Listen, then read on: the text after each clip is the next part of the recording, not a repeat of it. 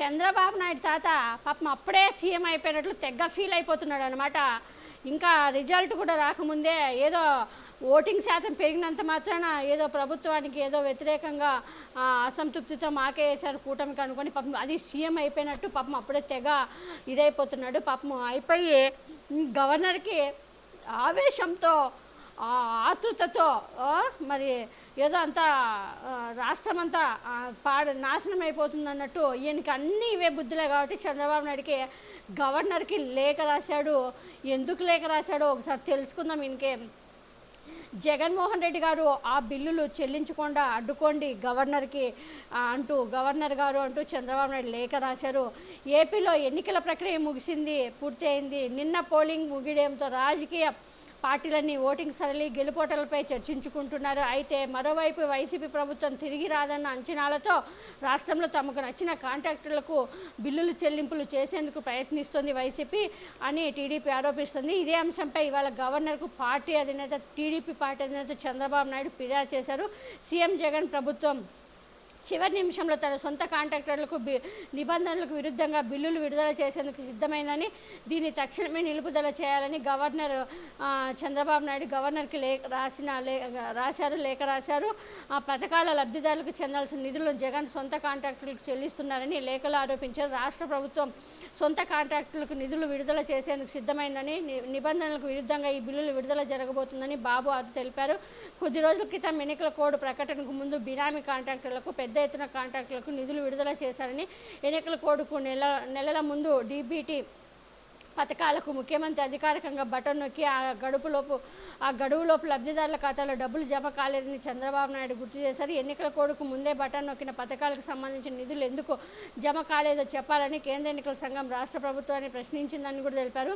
రోజువారీ అప్పులపైన ఆధారపడి రాష్ట్ర ప్రభుత్వం నడుస్తోందని, ప్రభుత్వం నిర్వహణ కోసం రిజర్వ్ బ్యాంక్ ఇతర బ్యాంకుల నుంచి తరచూ ఓవర్ డ్రాఫ్ట్కు వెళ్ళిందని చంద్రబాబు నాయుడు లేఖలో పేర్కొన్నారు. పదవి విరమణ చేసిన ఉద్యోగులకు పీఎఫ్, మెడికల్ రీఎంబర్స్మెంట్స్ వంటి వాటిని కూడా చెల్లించకుండా ప్రభుత్వం బకాయిలు పెట్టిందన్నారు. ఆరోగ్యశ్రీకి చెల్లించిన బకాయిలు చెల్లించకపోవడంతో సేవలు నిలిపివేస్తామని ఆసుపత్రి యజమానులకు చెప్తున్నారన్నారు. ఈయనకే చెప్పారేమో పాపం ప్రత్యేకించి వాళ్ళు ఫోన్ చేసి. ఫైనాన్స్ కమిషనర్ ద్వారా పంచాయతీరాజ్కి చెందాల్సిన నిధులను సైతం ప్రభుత్వం దారి మళ్లించిందని, రుణాలు కింద తెచ్చిన 4,000 కోట్లు, బాండ్ల ద్వారా 7,000 కోట్లు ప్రభుత్వం సమీకరించిందంటే ఈ నిధులన్నీ ప్రభుత్వం ఉద్యోగులకు, పంచాయతీలకు, ఆరోగ్యశ్రీ కింద ఆసుపత్రులకు చెల్లించకుండా అనుకూల కాంట్రాక్టులకు బిల్లులు చెల్లించేందుకు ప్రయత్నం చేస్తుందని పేర్కొన్నారు. రాజకీయ స్వార్థం చేసే ఇటువంటి పనులతో రాష్ట్ర ఆర్థిక పరిస్థితిపై ప్రతికూల ప్రభావం పడే ప్రభావం ఉందని చంద్రబాబు ఆందోళన వ్యక్తం చేశారంట. ఓబ్బో ప్రభుత్వ కుటిల యత్నాలను వెంటనే అరికట్టేందుకు సీఎం జగన్ బినామీ కాంట్రాక్టులు బిల్లు చెల్లించకుండా మీరు ప్రభుత్వానికి ఆదేశాలు ఇవ్వాలన్నారు. లబ్ధిదారులకు మేలు చేసే డీబీటీ పథకాలకు నిధులు చెల్లించేలా ప్రభుత్వ ప్రధాన కార్యదర్శిని ఆదేశించారన్నారు. ఈ లేఖ కాపీని సిఎస్ ఆర్థిక శాఖ కార్యదర్శికి ఈయన పంపించారంట.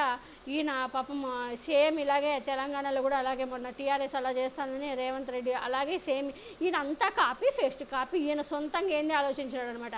జగన్మోహన్ రెడ్డి గారు మేము ఆల్రెడీ మళ్ళీ అధికారంలోకి వస్తున్నామని ధీమాగా ట్వీట్ పెట్టాడు. జగన్మోహన్ రెడ్డి ఇట్లా అడ్డదారిలో పోయేవాడు కదా చంద్రబాబు నాయుడు, తెలుసుకొని నీలాగా కాంట్రాక్టులు దోచిపెట్టే రకం కాదు మా జగన్మోహన్ రెడ్డి గారు.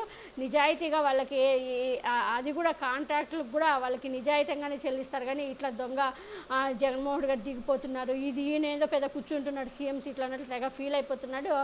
డీబీటీ ద్వారా ప్రజలకు అందకుండా చేసింది నువ్వు. ఈసీకి లేఖ రాసి సంవత్సరం నుంచి వాళ్ళని అడిగితే ఈసీకి ఏం అవసరం ఉంది, ఈసీకి ఏం సంబంధం ఉంది? సంవత్సరం నుంచి ఆర్థిక వ్యవస్థ నెల నెల మీకు ఎంత వస్తుంది, ఆర్థిక ఆదాయం ఎంత వస్తుంది, ఎలా చెల్లిస్తారు, అవన్నీ ఈసీకి ఏం సంబంధం ఉంది? నువ్వు నెల రోజుల నుంచి ఈసీ పరిధిలోకి ఏమున్నాయి అవే అడగాలి. ఈసీ పరిధి దాటి అడిగితే ఎవరు ఇవ్వరు. అది గుర్తుపెట్టుకుంటే బాగుంటుంది. నీకు కావాల్సిన వివరాలన్నీ ఈసీతో రాబట్టుకోవాలని చూస్తే కుదరదు అది. కాబట్టి నువ్వు ఏదో వచ్చేస్తున్నానని విరవీగకు చంద్రబాబు నాయుడు. నువ్వే ఓడిపోతున్నావు కుప్పంలో ఎమ్మెల్యేగా. కాబట్టి నోరు మూసుకొని ఉంటే బాగుంటుంది. జూన్ 4 వరకు నోరు మూసుకో. ఒకవేళ జూన్ 4 తర్వాత ఏమవుతుందో అప్పుడు ప్రజలు ఎలాంటి తీర్పిస్తారో చూస్తూ కానీ.